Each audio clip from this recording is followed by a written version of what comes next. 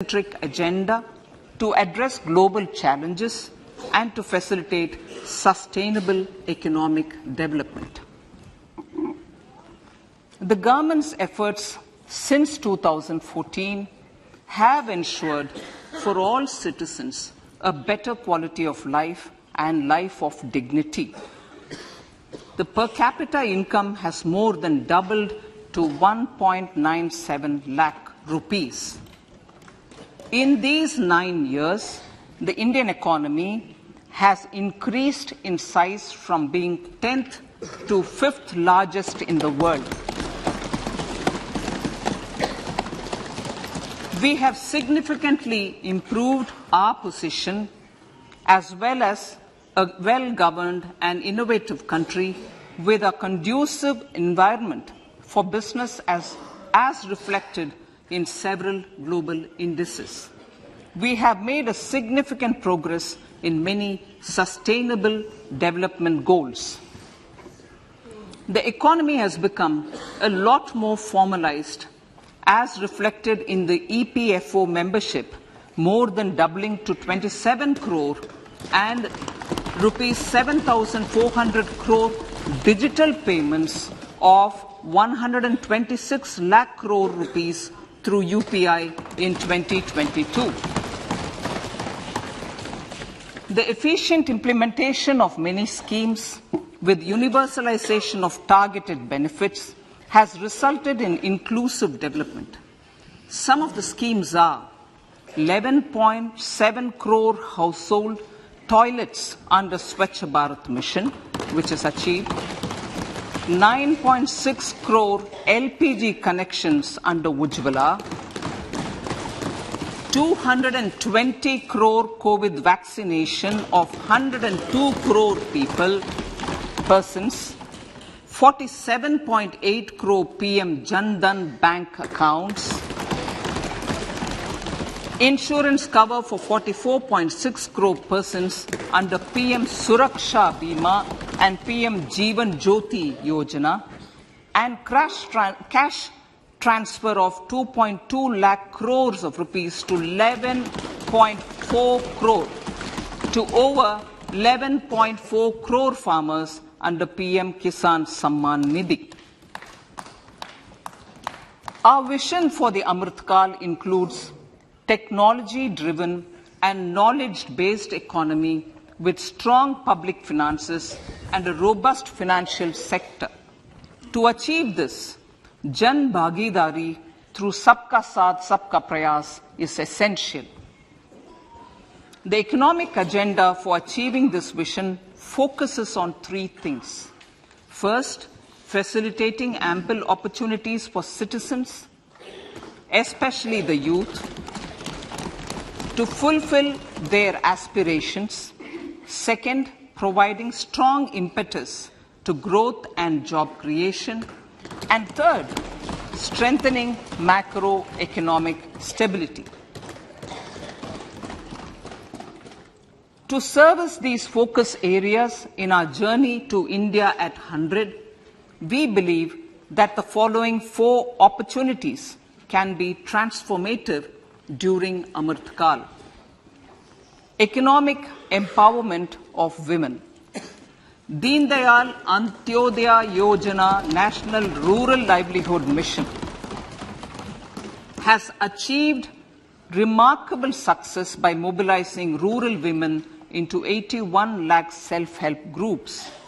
We will enable these groups to reach the next stage of economic empowerment through formation of large producer enterprises or collectives, with each having several thousand members and managed professionally. They will be helped with raw materials supply and for better design, quality, branding and marketing of their products. Through supporting these policies, they will be enabled to scale up their operations to serve the large consumer markets, as has been the case with the several startups growing into unicorns. PM Vishwakarma Kaushal Samman, PM Vikas. For centuries, traditional artisans and craftspeople who work with their hands using tools have brought renown for India. They're generally referred to as Vishwakarma. The art and the handicraft created by them represents the true spirit of Atmanirbhar Bharat. For the first time, a package of assistance for them has been conceptualized. The new scheme will enable them to improve the quality, scale, and reach of their products, integrating them with the MSME value chain. The components of the scheme will include not only financial support, but also access to advanced skill training, knowledge of modern digital techniques, and efficient green technologies, brand promotion, linkage with local and global markets, digital payments, and social security. This will greatly benefit the scheduled castes, scheduled tribes, OBCs, women, and people belonging to the weaker sections. Tourism. The country offers immense attraction for domestic as well as foreign tourists. There is a large potential to be tapped in tourism. The sector holds huge opportunities for jobs and entrepreneurship for youth in particular. Promotion of tourism will be taken up on mission mode with active participation of states, convergence of government programs, and public-private partnerships. Green growth. We are implementing many programs for green fuel, green energy, green farming, green mobility, green buildings, and green equipment, and policies for efficient use of energy across various economic sectors. These green growth efforts help in reducing carbon intensity of the economy and provides for large-scale green job opportunities.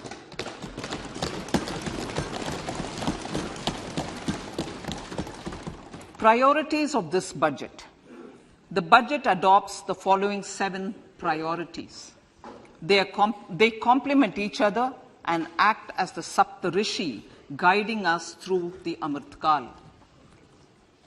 Inclusive development, reaching the last mile, infrastructure and investment, unleashing the potential, green growth, youth power, and financial sector. I now speak on the priority number 1, inclusive development.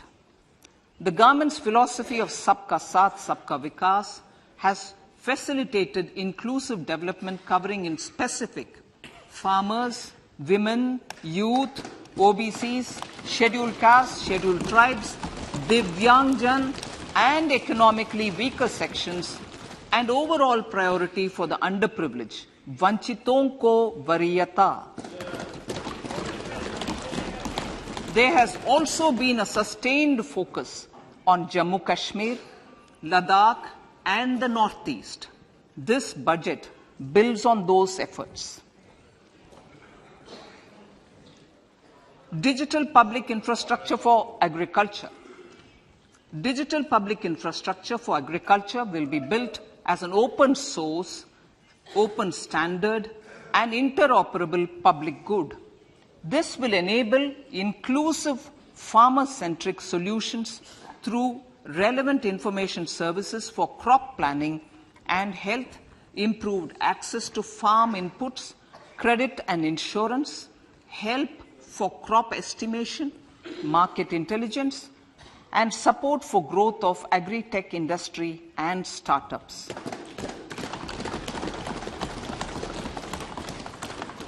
An agriculture accelerator fund.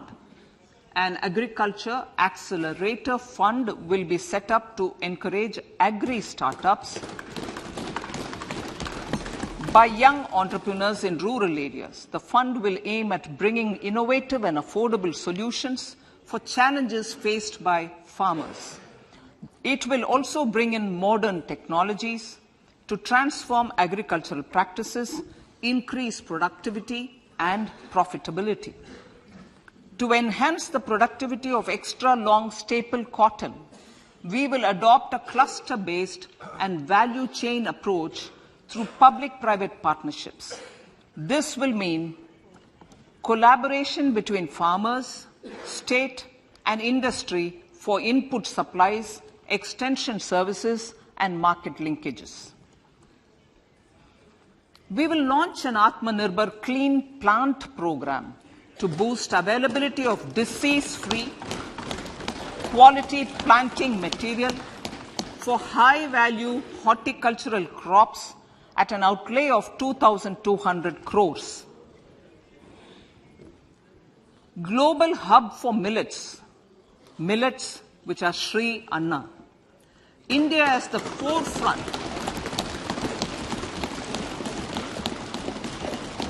India is at the forefront of popularizing millets, whose consumption furthers nutrition, food security, and welfare of farmers, said the Honorable Prime Minister. We are the largest producer and second largest exporter of Sri Anna in the world. We grow several types of Sri Anna, such as Sri Anna Jowar, Sri Anna Ragi, Sri Anna Bajra, Sri Anna Kutu, Ramdana, Kangni, Kutni, Kutki, Kodo, China, and Sama. These have a number of health benefits and have been an integral part of our food for centuries. I acknowledge with pride the huge service done by small farmers in contributing to the health of fellow citizens by growing these Sri Anna. Now, to make India a global hub for Sri Anna, the Indian Institute of Millet Research, ideally Indian Institute of the Sri Anna Research, Hyderabad, will be supported as the center of excellence for sharing best practices, research, and technologies at the international level. The agricultural credit target will be increased to 20 lakh crores with focus on animal husbandry, dairy, and fisheries. We will launch a new sub-scheme of PM Matsya Sampada Yojana, which is an existing scheme, but we'll launch a new sub-scheme with targeted investment of 6,000 crores to further enable activities of fishermen, fish vendors, and micro and small entrepreneurs, improve value chain efficiencies, and expand the market. For farmers, especially small and marginal farmers and other marginalized sections, the government is promoting cooperative-based economic development model. A new Ministry of Cooperation was formed with a mandate to realize the vision of Sahkar Se Samriddhi. To realize this vision, the government has already initiated computerization of 63,000 primary agricultural credit societies with an investment of 2,516 crores. In consultation with all the stakeholders and the states, model bylaws for PACS were formulated, enabling them to become multi-purpose PACS. A national cooperative database is being prepared for countrywide mapping of cooperative societies. With this backdrop, we will implement a plan to set up massive decentralized storage capacity.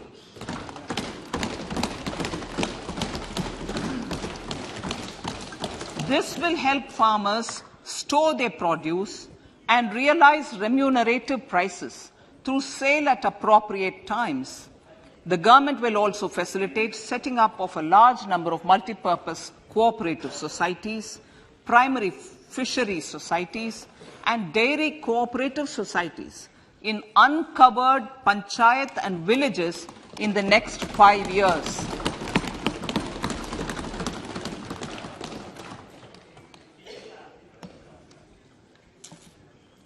health, education and skilling.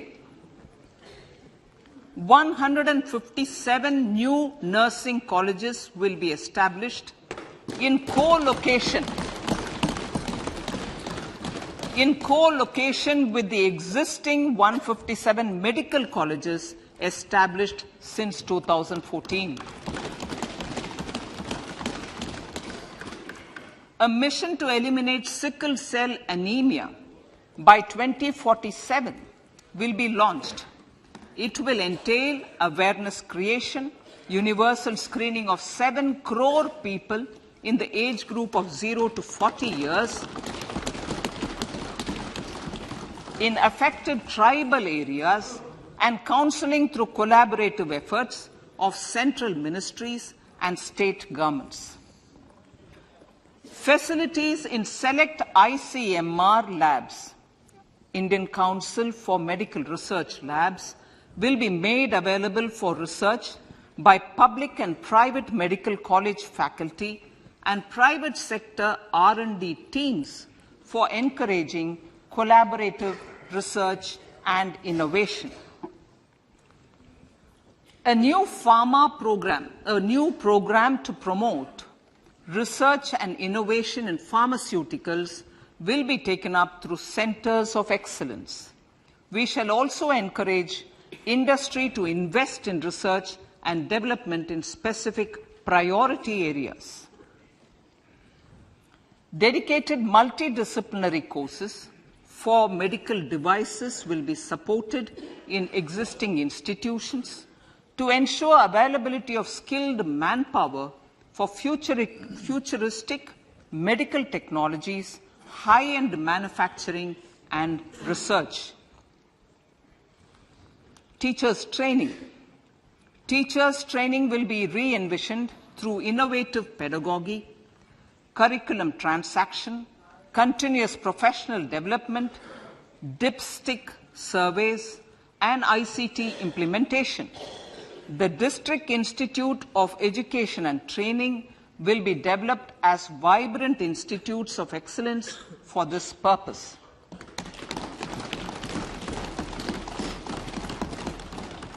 National Digital Library for Children and Adolescents. A National Digital Library for Children and Adolescents will be set up for facilitating availability of quality books across geographies, languages, genres, and levels, and device-agnostic accessibility. States will be encouraged to set up physical libraries for them at panchayat and ward levels and provide infrastructure for accessing the national digital library resources. Additionally, to build a culture of reading and to make up for pandemic time learning loss, the National Book Trust, the Children's Book Trust, and other sources will be encouraged to provide and replenish non-curricular titles in regional languages and in English to these physical libraries.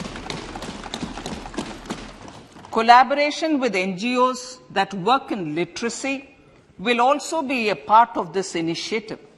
To inculcate financial literacy, financial sector regulators and organizations will be encouraged to provide age-appropriate reading material to these libraries. I move to priority 2, reaching the last mile. Prime Minister Vajpayee's government had formed the Ministry of Tribal Affairs and the Department of Development of Northeast Region to provide a sharper focus to the objective of reaching the last mile. Our government has formed the Ministries of Ayush, Fisheries, Animal Husbandry and Dairying, Skill Development, Jal Shakti and Cooperation. Building on the success of the Aspirational Districts program, the government has recently launched the Aspirational Blocks program, covering 500 blocks for saturation of essential government services across multiple domains such as health, nutrition, education, agriculture, water resources, financial inclusion, skill development, and basic infrastructure. Manya Speaker, sir, Pradhan Mantri PVTG, which is Primitive Vulnerable Tribal Groups Development Mission, is being launched. To improve socio-economic conditions of the particularly vulnerable tribal groups, the PVTGs as we refer them to, Pradhan Mantri PVTG Development Mission will be launched.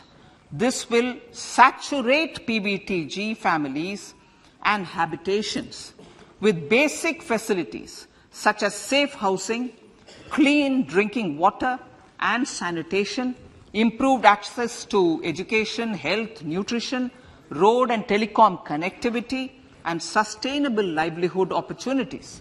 An amount of 15,000 crores will be made available to implement the mission in the next 3 years under the Development Action Plan for the Scheduled Tribes.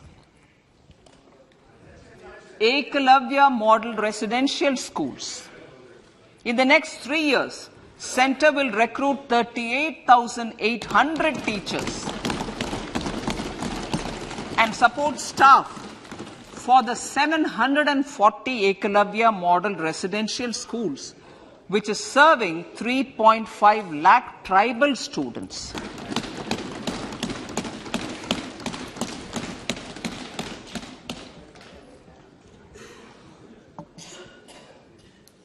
In the drought-prone central regions of Karnataka, central assistance of 5,300 crore will be given to Upper Bhadra project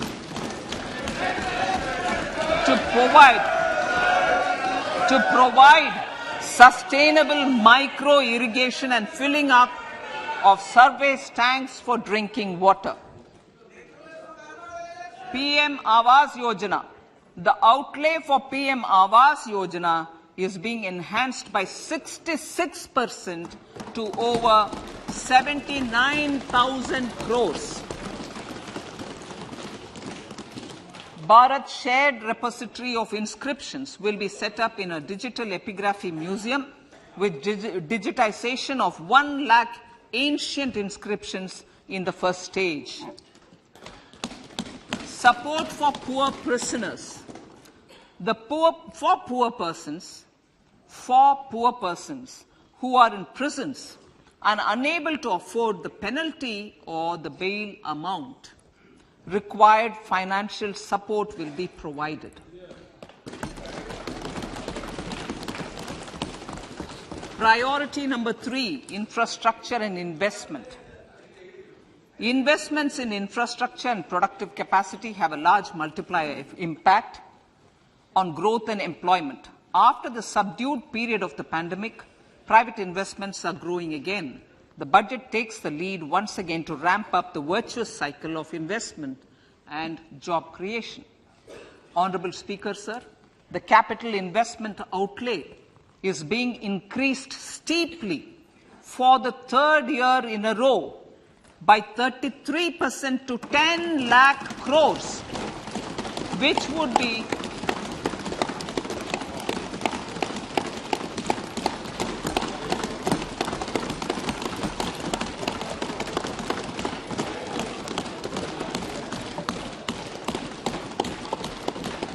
which would be 3.3% of GDP. This will almost be 3 times the outlay made in 2019-20.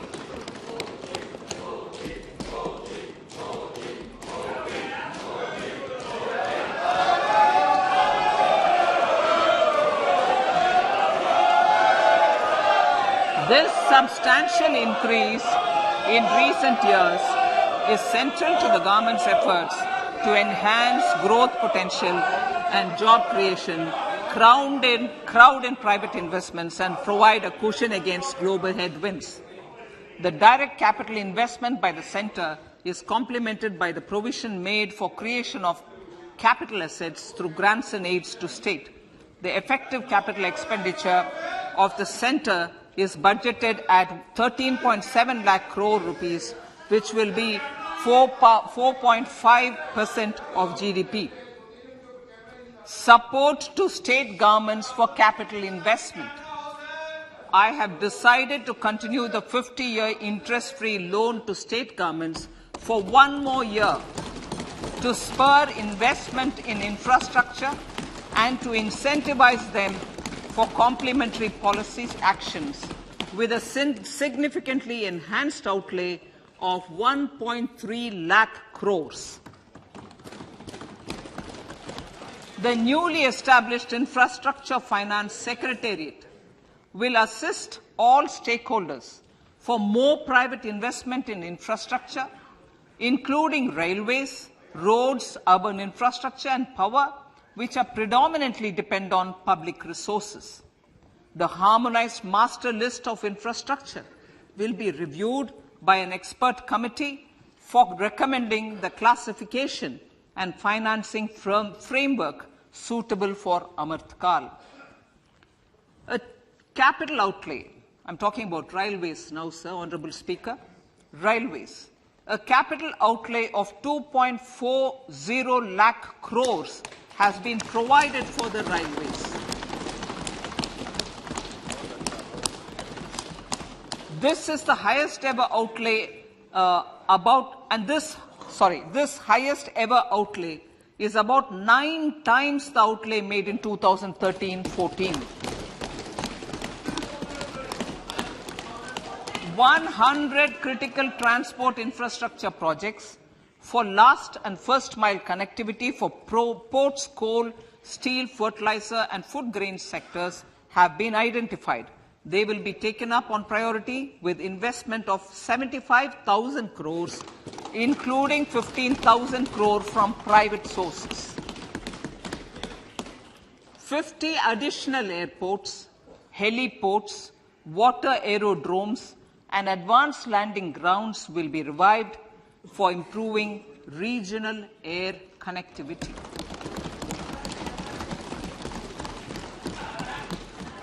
Sustainable cities for tomorrow.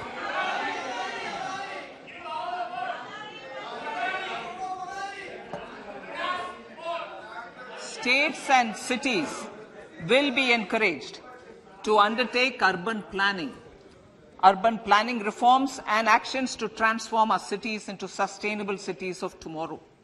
This means efficient use of land resources, adequate resources for urban infrastructure, transit-oriented development, enhanced availability and affordability of urban land and opportunities for all. Through property tax governance reforms and ring-fencing user charges on urban infrastructure, cities will be incentivized to improve their creditworthiness for municipal bonds. Like the RIDF, an Urban Infrastructure Development Fund will be established through use of priority sector lending shortfall. This will be managed by the National Housing Bank and will be used by public agencies to create urban infrastructure in Tier 2 and Tier 3 cities. States will be encouraged to leverage resources from the grants of the 15th Finance Commission as well as existing schemes to adopt appropriate user charges while accessing the UIDF. We expect to make available 10,000 crore rupees per annum for this purpose. All cities and towns will be enabled for 100% mechanical desludging of septic tanks and sewers to transition from manhole to machine hole mode.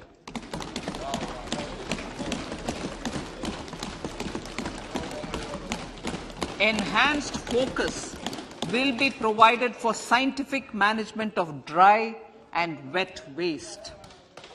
Honorable Speaker, sir, our Prime Minister had said Good governance is the key to a nation's progress.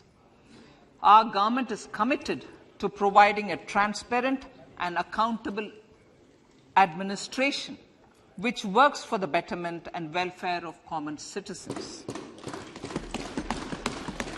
Mission Karma Yogi. Under Mission Karma Yogi, centre, states and the union territories are making and implementing capacity building plans for civil servants. The government has also launched an integrated online training platform, I Got Karma Yogi, to provide continuous learning opportunities for lakhs of government employees to upgrade their skills and facilitate people-centric approach. Sir, for enhancing ease of doing business, more than 39,000 compliances have been reduced and more than 3,400 legal provisions have been decriminalized. For furthering the trust-based governance, we have introduced the Jan Vishwas Bill to amend 42 central acts. This budget proposes a series of measures to unleash the potential of our economy. Centers of Excellence for Artificial Intelligence. For realizing the vision of Make AI in India and Make AI Work for India, 3 centers of excellence for artificial intelligence will be set up in top educational institutions. Leading industry players will partner in conducting interdisciplinary research, develop cutting-edge applications, and scalable problem solutions in the areas of agriculture, health, and sustainable cities. This will galvanize an effective AI ecosystem and nurture quality human resources in the field. National Data Governance Policy. To unleash innovation and research by startups and academia, a national data governance policy will be brought out. This will enable access to anonymized data. The KYC process will be simplified, adopting a risk-based instead of one-size-fits-all approach. The financial sector regulators will also be encouraged to have a KYC system fully amenable to meet the needs of digital India. One-stop solution for identity and address updating. A one-stop solution for reconciliation and updating of identity and address of individuals maintained by various government agencies, regulators, and regulated entities will be established using DigiLocker service and Aadhaar as foundational identity. Speaker, sir, common business identifier. For the business establishments required to have a permanent account number, the PAN will be used as the common identifier for all digital systems of specified government agencies. This will bring ease of doing business, and it will be facilitated through a legal mandate. For obviating the need for separate submission of same information to different government agencies, a system of unified filing process will be set up. Such filing of information or return in simplified forms on a common portal will be shared with other agencies as per the filer's choice. Vivad Se Vishwas 1.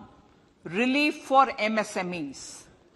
In cases of failure by MSMEs to execute contracts during the COVID period, 95% of the forfeited amount relating to the bid or performance security will be returned to them by government and government undertakings. This will provide relief to the MSMEs. Vivad Se Vishwas 2, settling contractual disputes. To settle contractual disputes of government and government undertakings, wherein arbitral award is under challenge in a court, a voluntary settlement scheme with standardized terms will be introduced. This will be done by offering graded settlement terms depending on pendency level of the dispute. The state support mission of Niti Aayog will be continued for 3 years for our collective efforts towards national priorities. Result-based financing. To better allocate scarce resources for competing development needs, the financing of select schemes will be changed on a pilot basis from input-based to result-based. E-courts. For efficient administration of justice, Phase 3 of e-courts project will be launched with an outlay of 7,000 crores. Fintech services in India have been facilitated by our digital public infrastructure, including Aadhaar, PM Jan Dhan Yojana, Video, KYC, India Stack, and UPI. To enable more fintech innovative services, the scope of documents available in DigiLocker for individuals will be expanded. An entity, DigiLocker, will be set up for the use by MSMEs, large businesses, and also charitable trusts. This will be towards storing and sharing documents online securely whenever needed with various authorities, regulators, banks, and other business entities. 5G services. 100 labs for developing applications using 5G services will be set up in engineering institutions.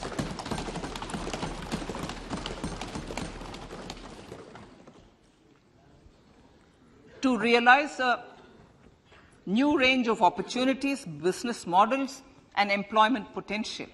The labs will cover, among others, applications such as smart classrooms, precision farming, intelligent transport systems, and healthcare applications.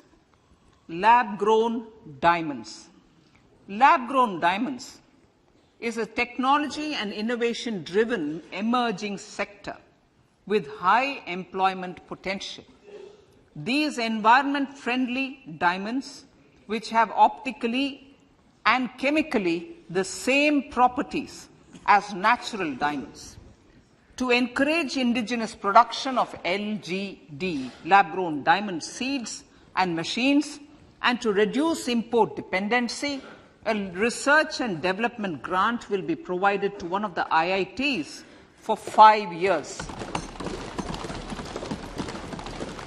To reduce the cost of production, a proposal to review the custom duty on LGD seeds will be indicated in Part B of the speech.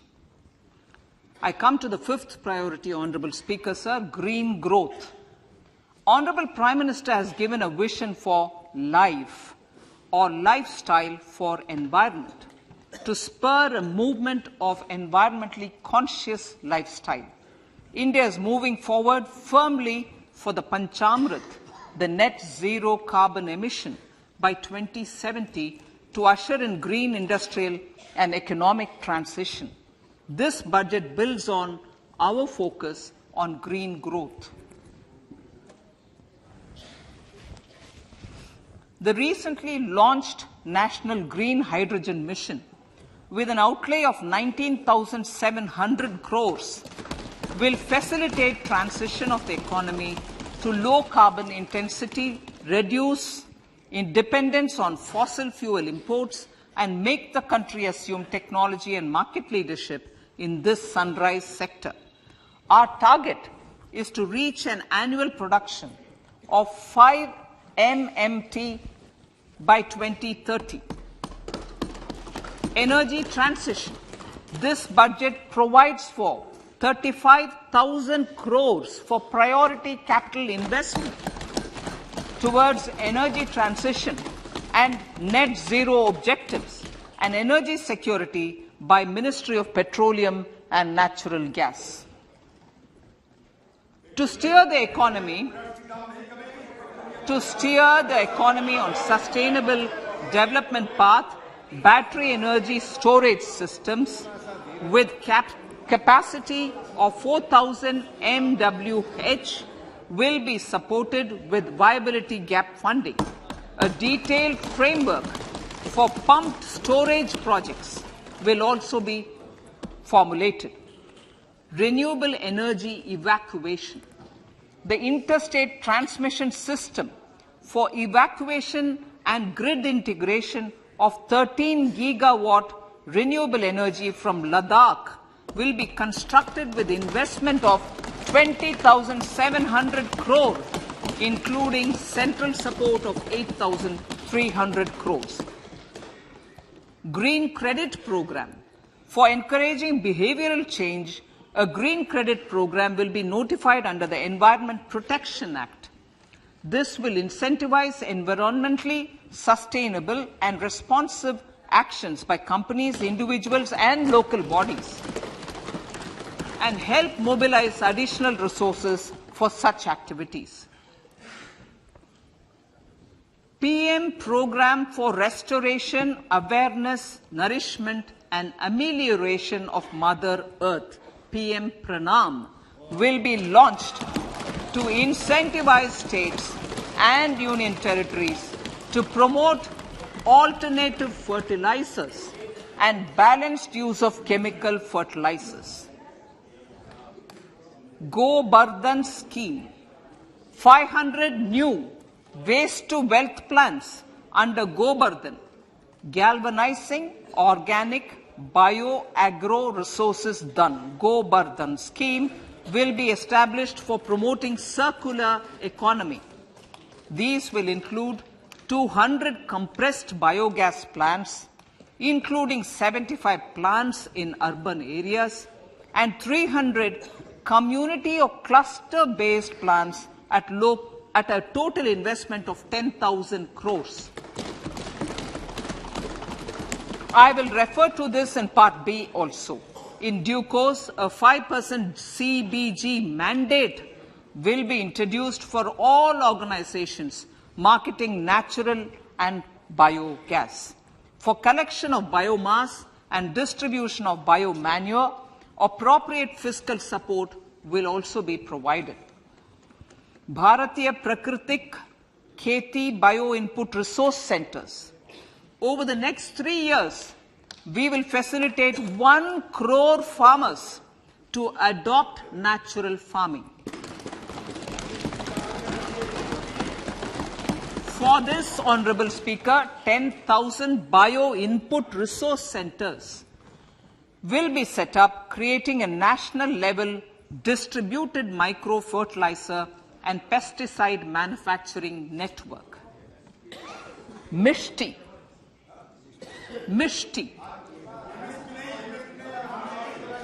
Building on India's success in afforestation, mangrove initiative for shoreline habitats and tangible incomes, Mishti, will be taken up for mangrove plantation along the coastline and on salt pan lands wherever feasible through convergence between Manrega, Campa, Fund and other sources. Amrit Dharohar. Wetlands are vital ecosystems which sustain biological diversity.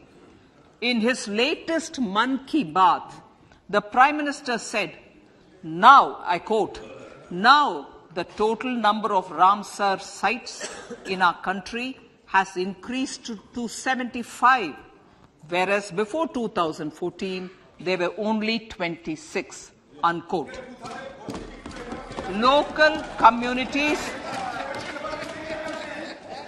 Local communities have always been at the forefront of conservation efforts. The government will promote their unique conservation values through Amrit Dharohar, a scheme that will be implemented over the next 3 years to encourage optimal use of wetlands and enhance biodiversity, carbon stock, ecotourism opportunities, and income generation for local communities. Coastal shipping. Coastal shipping will be promoted as the energy efficient and lower cost mode of transport, both for passengers and freight, through PPP mode with viability gap funding. Vehicle replacement. Vehicle replacement is an important continuing policy, replacing the old political,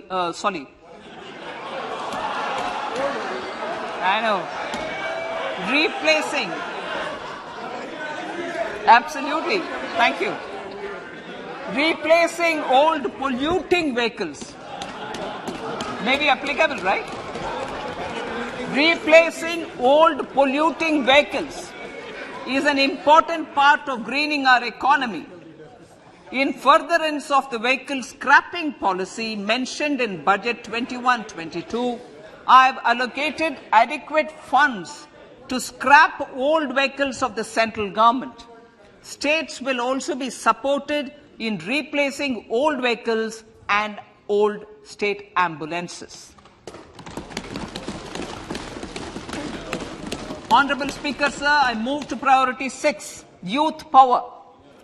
To empower our youth and help the Amrit PD realize their dreams, we have formulated the National Education Policy, which is very wide in its scope, but one of the things is also to focus on skilling, adopted economic policies that facilitate job creation at scale and have supported business opportunities.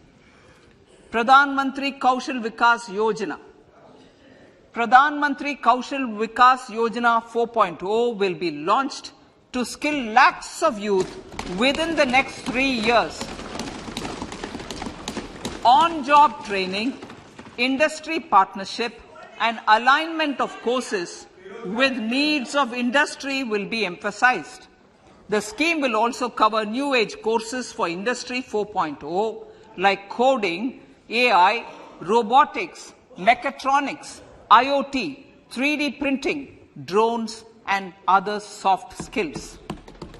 To skill youth for international opportunities, 30 Skill India International Centers will be set up across different states. The digital ecosystem for skilling will be further expanded with the launch of a unified Skill India digital platform for enabling demand-based formal skilling, linking with employers including MSMEs, and facilitating access to entrepreneurship schemes. To provide stipend support to 47 lakh youths in 3 years, direct benefit transfer under a pan-India national apprenticeship promotion scheme will be rolled out. Tourism.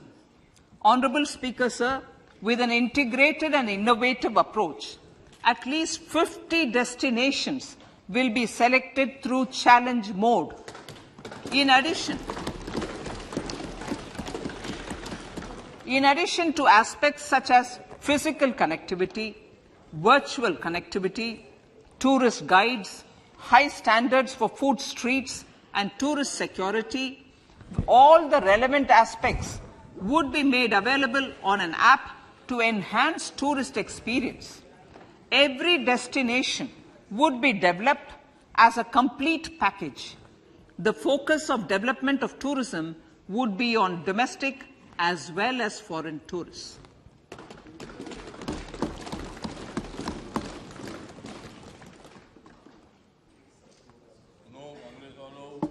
Sector-specific skilling and entrepreneurship development will be dovetailed to achieve the objectives of Dekho Apna Desh initiative.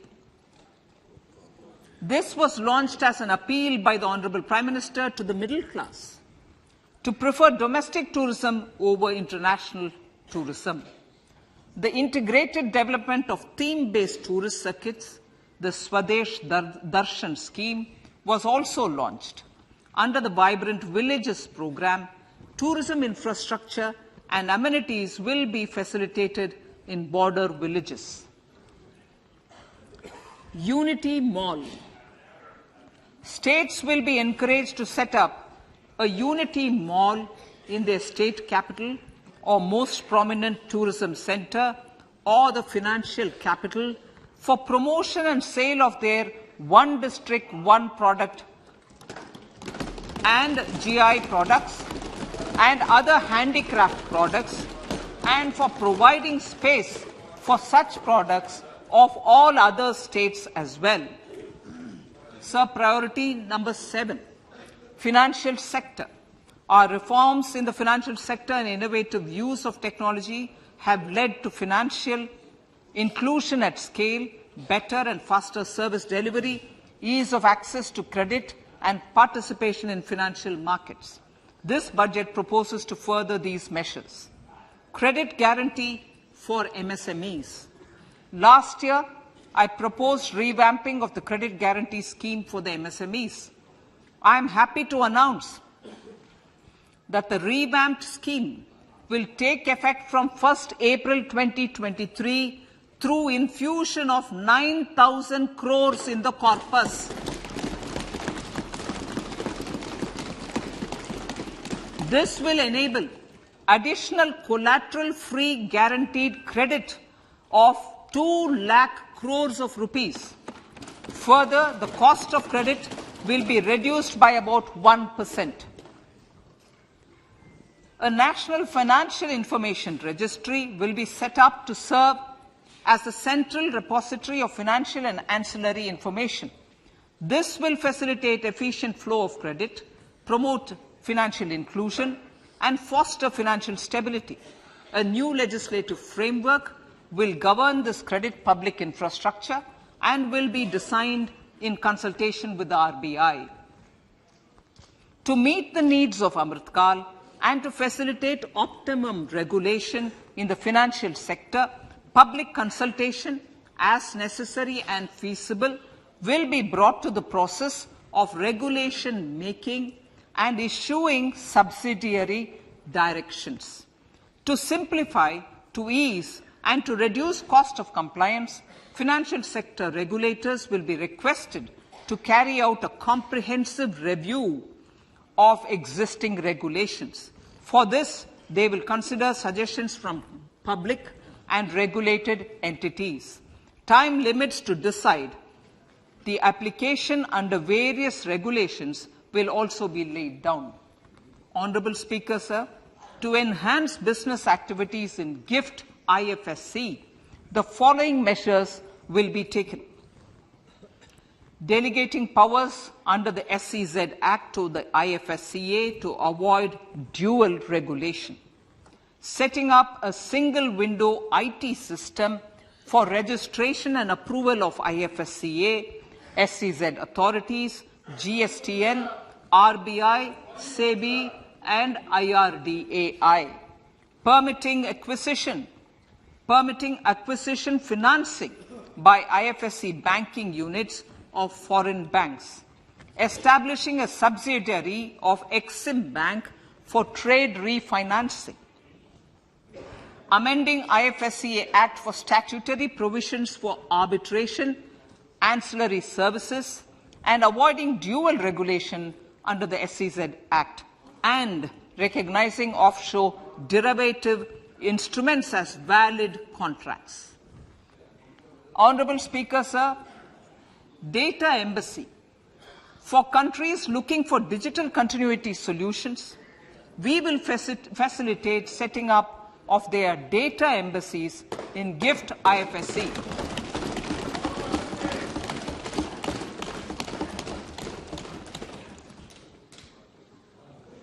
Improving governance and investor protection in banking sector. To improve bank governance and enhance investors' protection, certain amendments to the Banking Regulation Act, the Banking Companies Act, and the Reserve Bank of India Act are being proposed. Capacity building in securities market. Honorable Speaker, sir, to build capacity of functionaries and professionals in the securities market, SEBI will be empowered to develop, regulate, maintain, and enforce norms and standards for education in the National Institute of Securities Markets and to recognize award of degrees, diplomas, and certificates. A central processing center will be set up for faster response to companies through centralized handling of various forms filed with field officers under the Companies Act. Reclaiming of shares and dividends. For investors to reclaim unclaimed shares and unpaid dividends from the Investor Education and Protection Fund Authority with ease,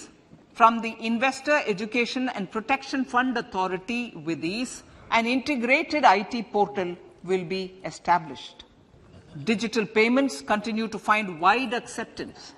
In 2022, they show an increase of 76% in transaction and 91% in value. Fiscal support for this digital public infrastructure will continue in 2023-2024. Azadi ka Amrit Mahotsav, Mahila Samman Bachat Patra. For commemorating Azadi ka Amrit Mahotsav, a one-time new small savings scheme, Mahila Samman Savings Patra or Savings Certificate, Mahila Samman Savings Certificate will be made available for a 2-year period up to March 2025. This will offer deposit facility up to 2 lakh in the name of a woman or girls for a tenure of 2 years at fixed interest rate of 7.5% with partial withdrawal option. Senior citizens. The maximum deposit limit for senior citizens savings scheme will be enhanced from 15 lakh to 30 lakhs of rupees. The maximum deposit limit for monthly income account scheme will be enhanced from 4.5 lakh to 9 lakh for single account and from 9 lakh to 15 lakh for joint account. Honorable Speaker, sir, fiscal management. 50 years interest-free loan to states. The entire 50-year loan to states has to be spent on capital expenditure within 2023-24. Most of this will be at the discretion of the states, but a part will be conditional on states increasing their actual capital expenditure. Parts of the outlay will also be linked to or allocated for the following purposes: scrapping old government vehicles, urban planning reforms and actions, financing reforms in urban local bodies to make them creditworthy for municipal bonds, housing for police personnel above or as part of the police station, constructing unity malls, children and adolescent libraries and digital infrastructure, and state share of capital expenditure of central schemes. Honorable Speaker, sir, fiscal deficit of states. States will be allowed a fiscal deficit of 3.5% of GSDP, of which 0.5% will be tied to power sector reforms. Revised estimates 2022 to 2023. The revised estimate, Honorable Speaker, sir, of the total receipts, other than borrowing, is 24.3 lakh crores, of which the net tax receipts are 20.9 lakh crores.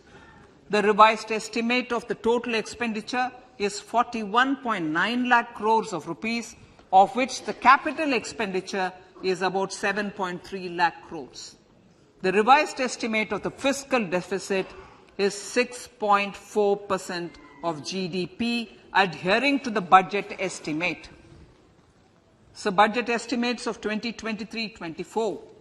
Coming to 2023-24, the total receipts other than borrowings and the total expenditure are estimated at 27.2 lakh crores and 45 lakh crores respectively.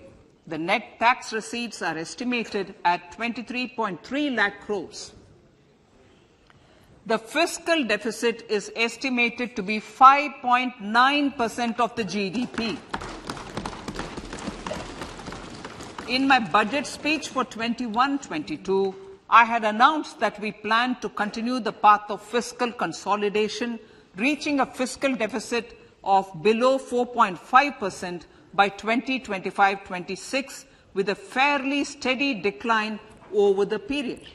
We have adhered to this path, and I reiterate my intention to bring the fiscal deficit below 4.5% of GDP by 2025-26.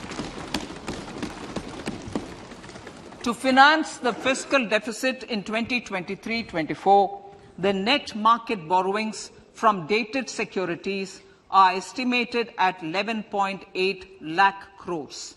The balance financing is expected to come from small savings and other sources. The gross market borrowings are estimated at 15.43 lakh crores of rupees. Honorable Speaker, sir, I now move to Part B.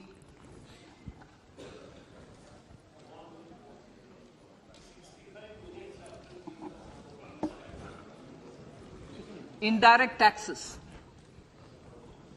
My indirect tax proposals will aim to promote exports, boost domestic manufacturing, enhance domestic value addition, encourage green energy and mobility. A simplified tax structure with fewer tax rates helps in reducing compliance burden and improving tax administration. I propose to reduce the number of basic customs duty rates on goods other than textiles and agriculture from 21 to 13. As a result, there are minor changes in the basic custom duties, cesses and surcharges on some items including toys, bicycle, automobiles and naphtha. Green mobility. To avoid cascading of taxes on blended compressed natural gas, I propose to exempt excise duty on GST paid compressed biogas contained in it. To further provide impetus to green mobility, customs duty exemptions is being extended to import of capital goods and machinery required for manufacture of lithium-ion cells for batteries used in electrical vehicles as well. Electronics. As a result of various initiatives of the government, including phased manufacturing program, mobile phone production in India has increased from 5.8 crore units valued at about 18,900 crore in 2014-15 to 31 crore units valued at 2,75,000 crore in the last financial year. To further deepen domestic value addition in manufacturing of mobile phones, I propose to provide relief to customs duty. I propose to provide relief in customs duty on import of certain parts and inputs like camera lens and continue the concessional duty on lithium-ion cells for batteries for another year. Similarly, to promote value addition in manufacture of televisions, I propose to reduce the basic customs duty on parts of open cells of TV panels to 2.5%. Electrical. To rectify inversion of duty structure, and encourage manufacturing of electric kitchen chimneys, the basic custom duty on electric kitchen chimney is being increased from 7.5% to 15%, and that on heat coils for these is proposed to be reduced from 20% to 15%. Chemicals and petrochemicals. Denatured ethyl alcohol is used in chemical industry. I propose to exempt basic customs duty on it. This will also support the ethanol blending program and facilitate an endeavor for energy transition. Basic customs duty is also being reduced on acid-grade fluorospar from 5% to 2.5% to make the domestic fluorochemicals industry competitive. Further, the basic customs duty on crude glycerin for use in manufacture of epichlorohydrin is proposed to be reduced from 7.5% to 2.5%.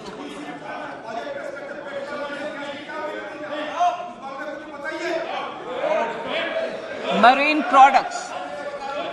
In the last financial year, marine products recorded the highest export growth, benefiting farmers in the coastal states of the country. To further enhance the export competitiveness of marine products, particularly shrimps, duty is being reduced on key inputs for domestic manufacture of shrimp feed. India is a global leader, as I said in Part A, in cutting and polishing of natural diamonds, contributing about 3/4 of the global turnover by value.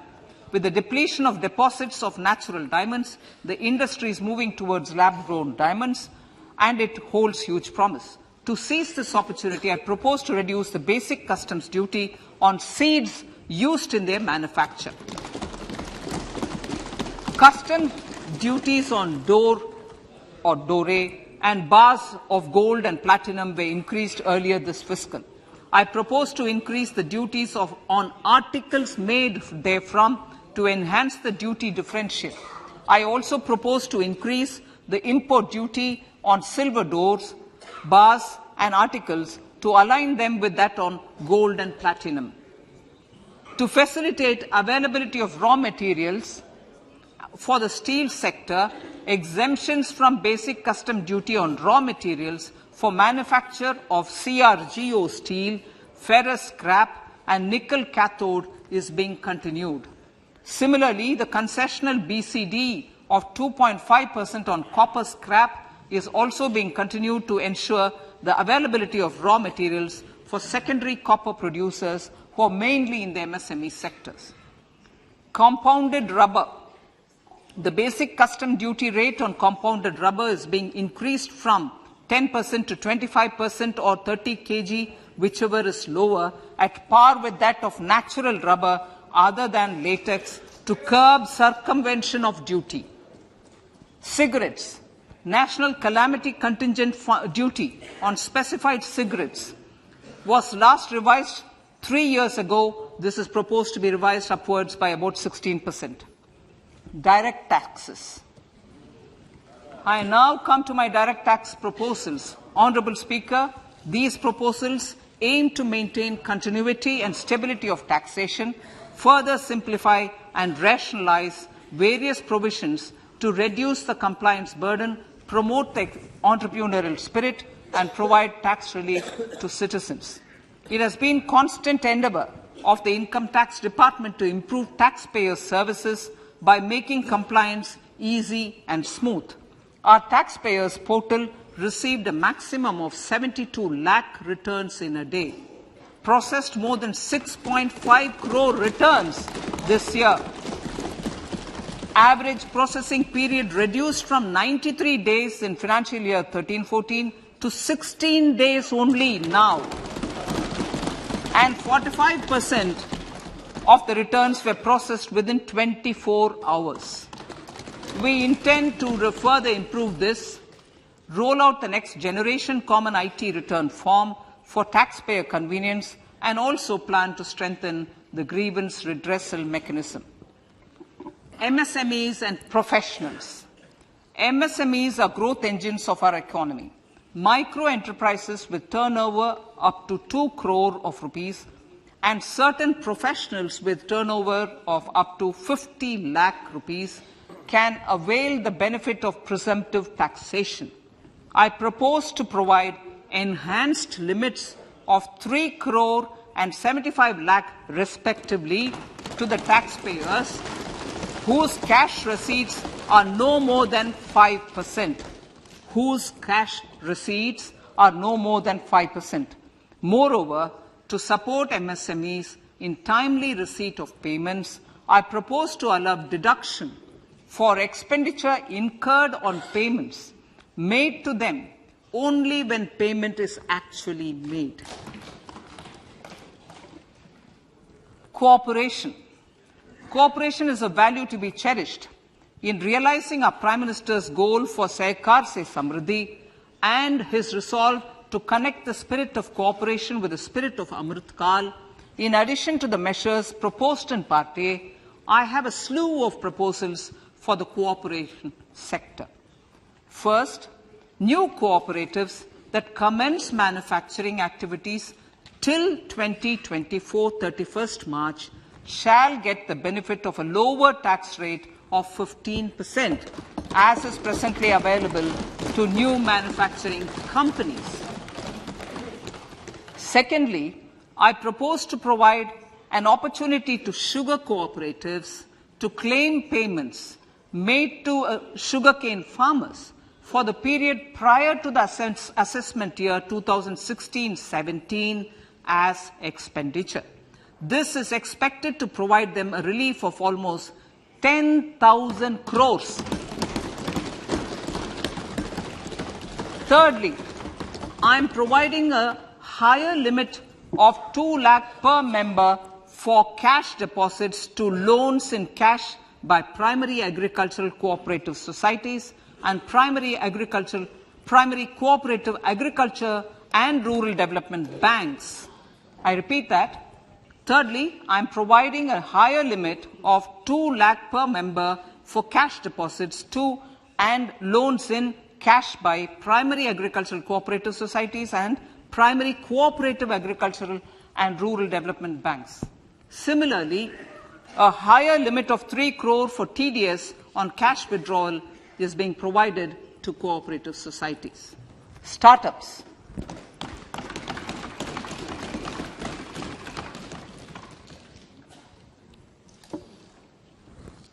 Entrepreneurship is vital for a country's economic development. We have taken a number of measures for startups and they have borne results. India is now the third largest ecosystem for startups globally and ranks second in innovation quality among middle-income countries. I propose to extend the date of incorporation for income tax benefits to startups from 31/3/2023 to 31/3/2024. I further propose to provide the benefit of carry forward of losses on change of shareholding of startups from 7 years of incorporation to 10 years.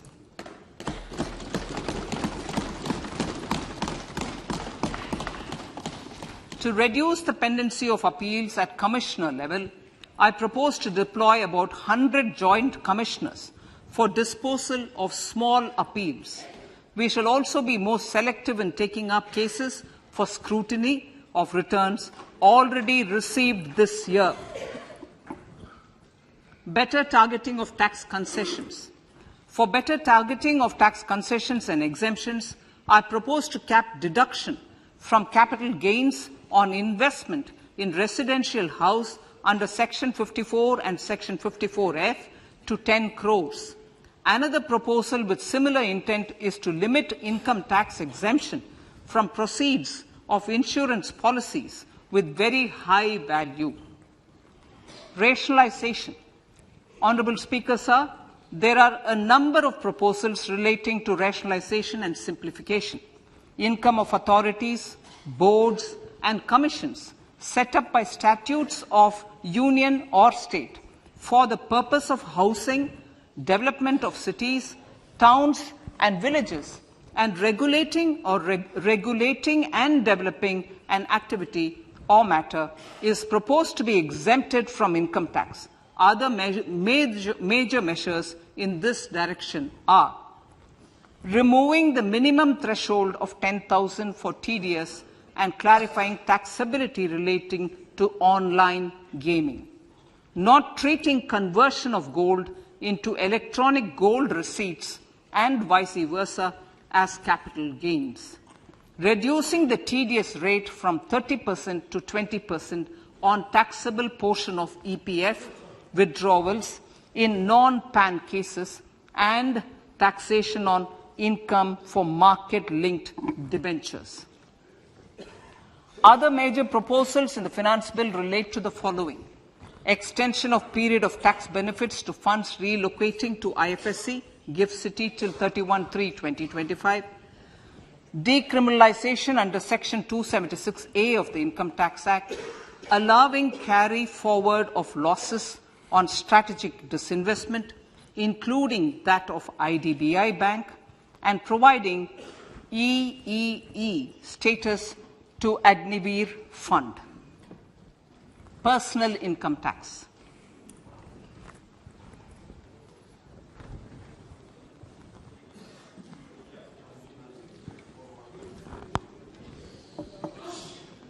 Now I come to what everyone is waiting for.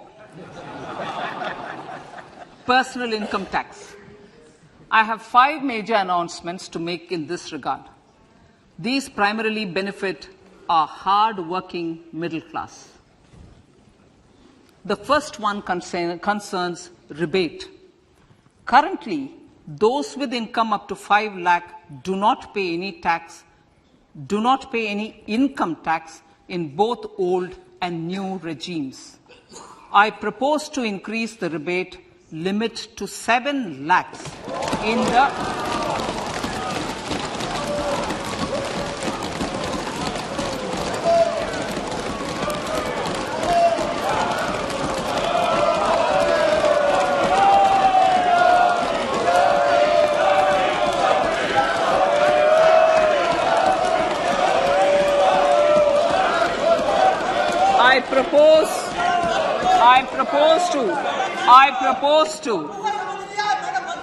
I propose to increase the rebate limit to 7 lakh in the new tax regime.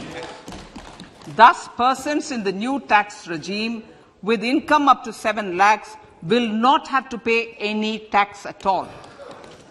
The second proposal relates to middle class individuals. I had introduced in the year 2020 the new personal income tax regime with 6 income slabs starting from 2.5 lakh. I propose to change the tax structure in this regime by reducing the number of slabs to 5 and increasing the tax exemption limit to 3 lakhs. The new tax rates are 0 to 3 lakh, nil. 3 to 6 lakhs, 5%. 6 to 9 lakhs, 10%.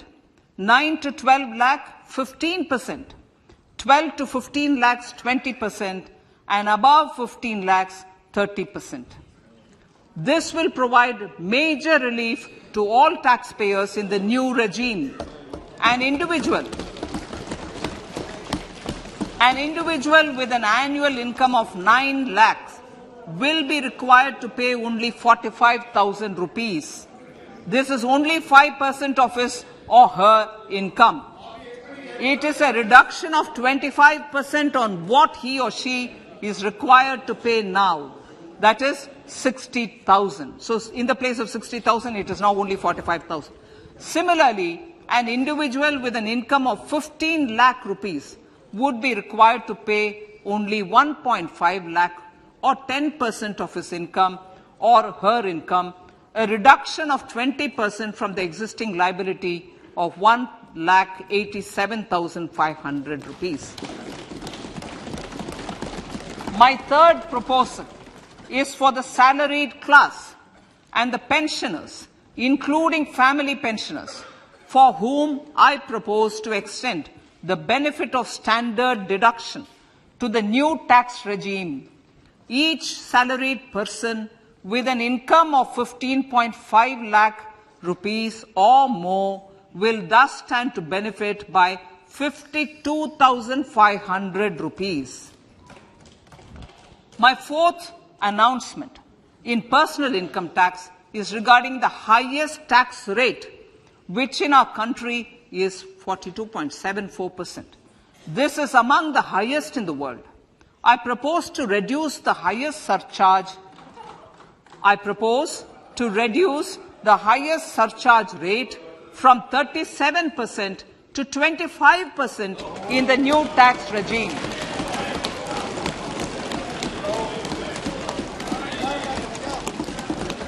This would result in reduction of the maximum rate. This would result in the reduction of the maximum tax rate to 39%.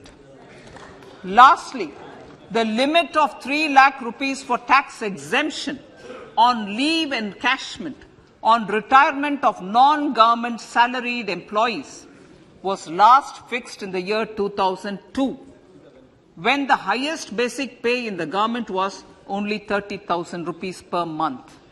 In line with the increase in the government salaries, I am proposing to increase this limit to 25 lakh rupees.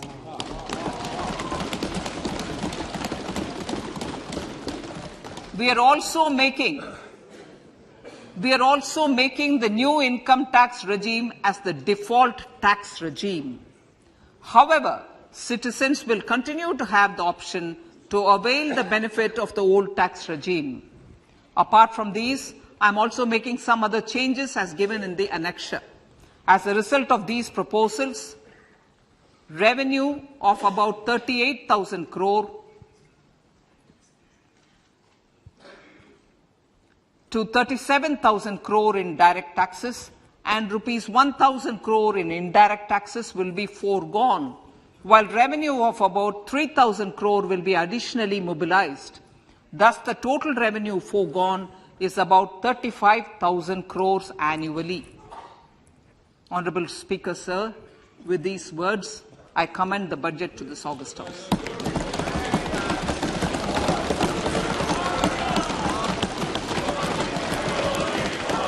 One hour, 25 minutes. Item number 1, माननीय item number 2, Shrimati Nirmala Sitharaman ji. Sir, with your permission, I lay on the table of the following statements. Under Section 3(1) of the Fiscal Responsibility Budget Management Act 2003, 1. Medium-term fiscal policy cum fiscal policy strategy statement and macroeconomic framework statement. माननीय सदस्यगण, जैसा कि आपको समाचार भाग 2 के माध्यम से पहले ही सूचित किया जा चुका है कि माननीय वित्त मंत्री जी के बजट भाषण की प्रतियां हार्ड कॉपी के रूप में उपलब्ध कराई गई है. आप बजट भाषण की अपनी अपनी प्रति प्रकाशन पलक से ले लें. आपको ये भी सूचित किया जाता है कि माननीय मंत्री द्वारा बजट प्रस्तुत किए जाने के पश्चात उसकी प्रतियां आपको मेंबर्स पोर्टल के माध्यम से उपलब्ध करा दी जाएगी. आइटम नंबर 3, माननीय मंत्री जी, वित्त मंत्री जी. Sir, with your permission, I rise to move for leave to introduce the Finance Bill 2023. प्रश्न ये कि विधेयक को पुनर्स्थापित करने की अनुमति प्रदान की जाए. जो सदस्य इसके पक्ष में हाँ कहें, जो सदस्य विरोध में ना कहें. मेरे विचार में निर्णय हाँ वालों के पक्ष में. माननीय मंत्री जी विधेयक को पुनर्स्थापित करें. Sir, I introduce the bill. सभा की कार्रवाई कल गुरुवार दिनांक 2 फरवरी 2023 को प्राप्त 11 बजे तक के लिए स्थगित की जाती है.